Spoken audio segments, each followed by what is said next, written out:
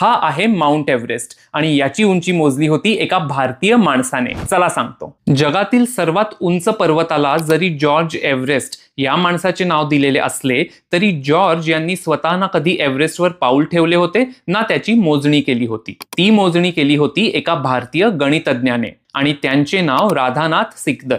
1840 साली भारतात सुरू असलेल्या ग्रेट ट्रिग्नोमेट्रिकल सर्वेचे प्रमुख जॉर्ज एव्हरेस्ट होते. या सर्वेमध्ये त्रिकोणमितीची मदत घेऊन संपूर्ण देशाचे मोजमापन सुरू होते. त्रिकोणमिती हा सिकदरांचा आवडीचा विषय होता. ते अधूनमधून त्यावर लेख लिहित. ते भारतीय सर्वेक्षण खात्यात नोकरीला सुद्धा होते. 1831 साली सिकदरांना ट्रिग्नोमेट्रिकल सर्वे प्रोजेक्ट मध्ये घेण्यात आले.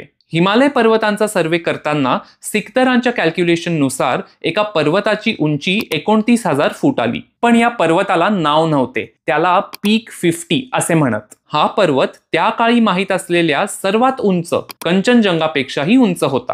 राधानाथ सिकदरांनी केलेले कॅल्क्युलेशन स्वीकारण्यात आले आणि त्या काळी या पर्वताची ऑफिशियल उंची 29,002 फूट अशी घोषित करण्यात आली. या पर्वताला स्थानिक लोक सागरमाथा आणि चोमोलुंगमा म्हणत. पण ब्रिटिशांना ही नावं उच्चारायला अवघड होती. म्हणून या पीक 50ला ट्रिग्नोमेट्रिकल सर्वे प्रमुखाचे नाव म्हणजे एव्हरेस्ट असे देण्यात आले. अजून असा कॉन्टेंट पाहायचा असेल तर लगेच लाईक करा आणि फॉलो करा.